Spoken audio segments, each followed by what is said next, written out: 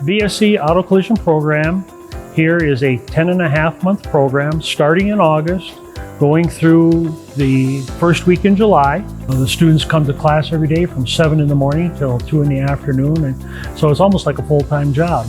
And what I do basically here is project what it would be like to work in the auto collision industry. I mean, we are a full functioning working collision center. I am ASC certified. I'm a master technician, as well as certified in air conditioning.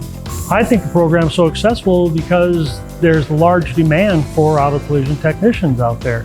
I tell just about every year, I tell the students if they complete this program, if they want a job in the auto collision industry, that they're going to get one. It's just in such a demand that for body men, they say that when they go to shops, the most frequently asked question that they get is, do you know anybody looking for a job? I get calls all the time and shop owners and managers stopping in to see me looking for young men and women to come to work for them. They're looking for employees.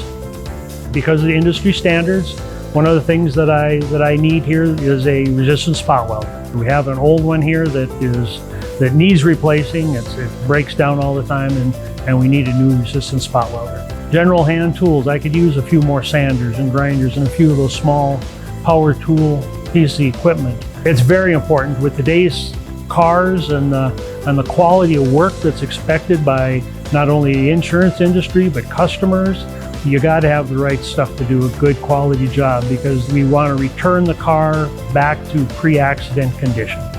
And so if the car is spot welded together with a resistant spot weld, it needs to be performed the same way that the factory would have done that. If I get this equipment, by all means it'll impact our program, because the students leave here more well versed on how that tools and those equipments work and what's available out there. Because body men work on commission, and so the better tools and the newer processes and whatever is going to reflect back on their quality of their work as well as their income.